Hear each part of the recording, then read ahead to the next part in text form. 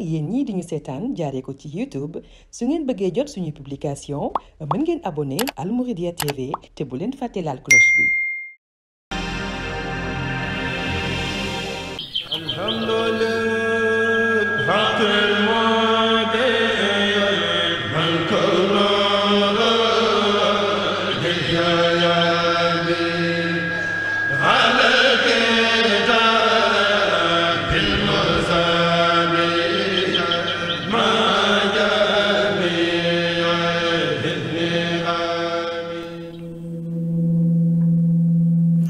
Voilà, nous y sommes, Sëñ Mansour, le Khassida du jour. Quel est le passage que nous allons voir aujourd'hui? Voilà, merci Sëñ Modou. Nous sommes dans l'avant-dernière rubrique, vous l'avez dit, et nous abordons toujours Matlaboul Fawzeyni et la quête du bonheur des deux mondes, dans les deux mondes.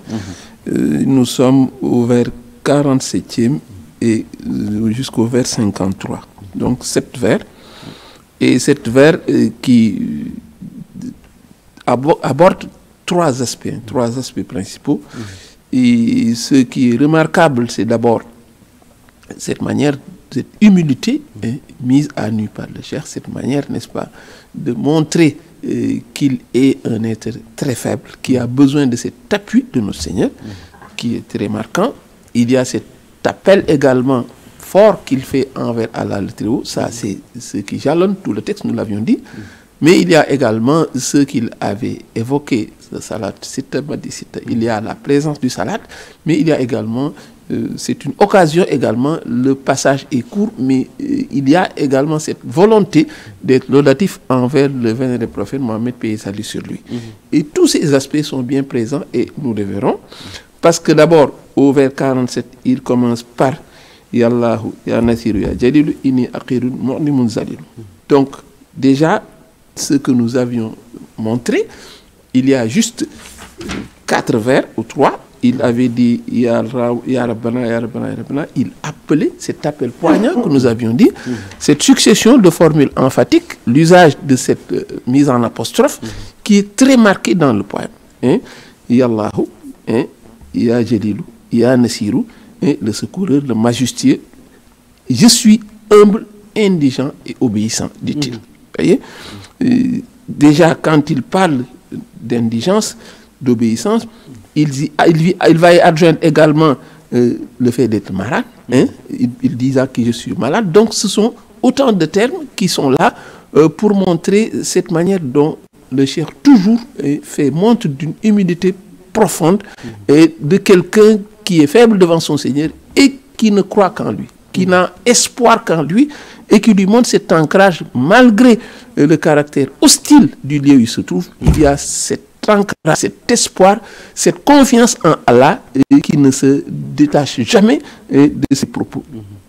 Il ajoute au vers 48, fais donc que je me suffise à toi à l'exclusion de tout autre et réalise mon souhait pour la face de celui qui est au-dessus de tous les non-arabes et de tous les arabes.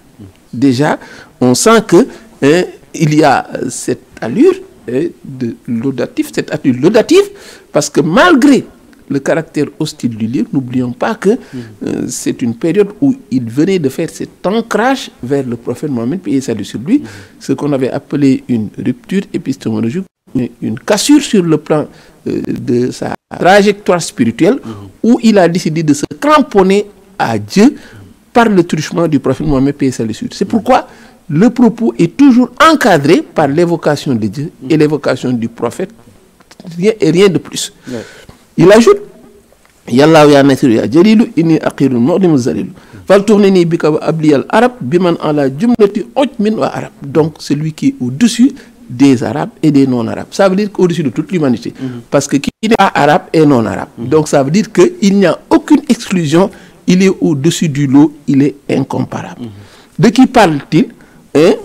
Il va le dire, Sayyidina Muhammadin Babil Falah, notre maître, le prophète Mohammed, qui est la porte du salut. Vous voyez, ce sont des périphrases qui sont légion et qu'il utilise toujours. Il l'appelle Babil Falah, ça veut dire la porte du salut et qui est mon intermédiaire vers toi. Voici le titre. Ça également, il ne l'oublie jamais de montrer qu'il ne se cramponne qu'en ce prophète et en ce prophète seul. Et toujours, c'est une occasion quand il se parle du prophète, Ouais. il ne veut pas tomber dans ce qu'il appelait être quelqu'un qui est avare, cette avarice spirituelle qui consiste à parler du prophète sans prier sur lui. C'est une chose qui ne lui arrive jamais parce qu'il va ajouter au vers 50 accorde-lui ta bénédiction et ton salut ainsi qu'à tous ceux qui dépendent de lui. Donc on voit qu'il ne peut pas manquer d'être laudatif par le vers celui qui est au-dessus, pour la face de celui qui est au-dessus de tous les arabes non arabes. Là on est dans le mat, mais ensuite vient notre maître Mohamed, accorde-lui bénédiction, on est dans le salat. Il avait dit salat sitta, puis m'a dit sitta.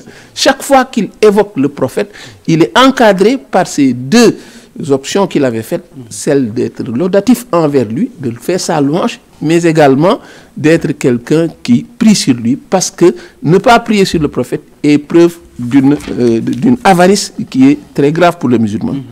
Ensuite, il en revient à cette vieille préoccupation. Pardonne mes péchés.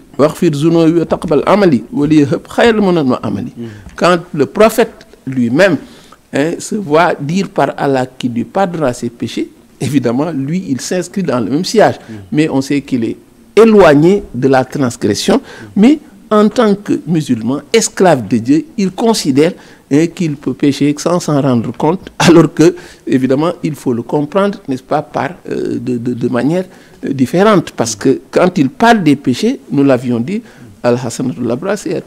ce qui est considéré chez les vertueux comme une bonne action peut être une chose négligeable chez ceux-là qui sont proches de Dieu. C'est pourquoi, dans sa marche, il est toujours quelqu'un qui considère que l'étape dernière est une étape qu'il ne doit pas regarder, qu'il regrette, il doit toujours aller de l'avant.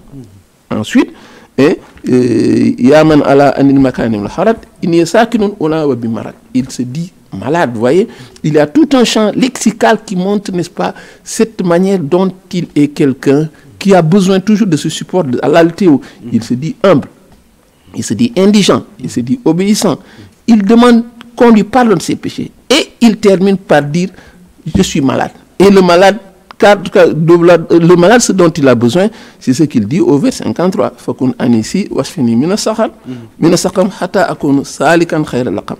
Donc, guéris-moi de cette souffrance afin que je puisse emprunter la meilleure voie.